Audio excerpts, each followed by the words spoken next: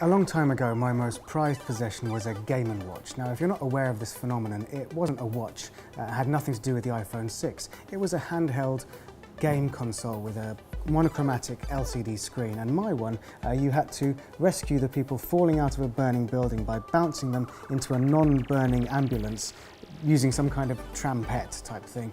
That went with me everywhere, like a game or a watch or a tatty blanket if you've got issues. It was made by a company you may have heard of, called Nintendo. Less portable, but no less of a time sink was this, my beloved Intellivision. Surprisingly, not made by Intel, actually made by Mattel. And in some ways it was sort of the Betamax to Atari's VHS. But some of the games were amazing. Some of them were official tie-ins: Tron, Mazatron, NFL football, Advanced Dungeons and Dragons. Some of them were complete rip-offs. A Pac-Man. One of the reasons why it was so amazing to have games in your house is that most weekends I went out of my house to the arcade to play games which took real coin to play and where game over meant game over, give me more money. Now, my favourite arcade machines were Outrun, Paperboy, Space Harrier, and most importantly and rarely, 720 Degrees. I loved 720 Degrees. Its chunky cabinet with big speakers on top, with a joystick that fully rotated rather than up, down, left, right. Amazing. Even now, the words skate or die, hurry to a park, have a Pavlovian response and make my heart rate quicken.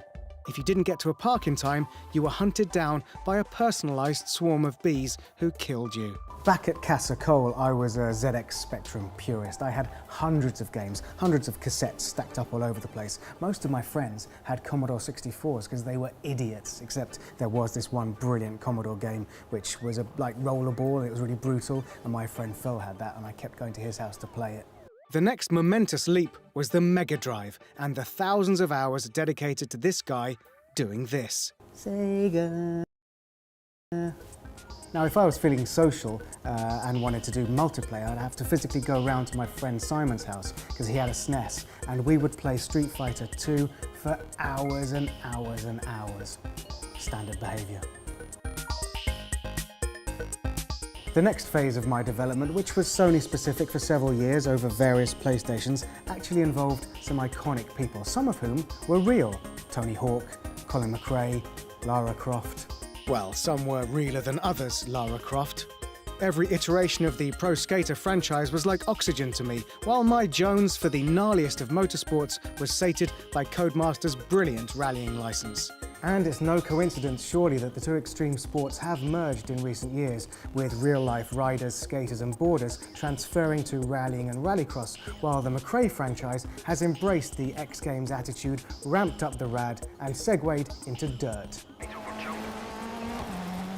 But the series in recent years that has blown my mind, the mind of this man as a boy standing in front of a Dragon's Lair arcade cabinet going, this feels free roaming. Even though I can see where the next graphic is going to be, this is as close to controlling a cartoon character as I'm ever gonna get, is Assassin's Creed. Believe me, don't take that parkour for granted, because it hasn't been par for the course for very long.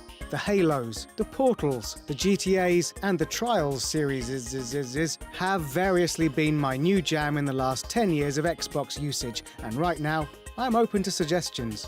So my journey brings us to the point that 30 years after the Game & Watch, Apple have released a watch you can play games on. There is nothing new, so I can happily continue to have my old ass handed to me on a plate by you at home in any sporty, shooty, fighty, racy, jumpy game, safe in the knowledge that I was there first. I was the first at games, I've got dibs.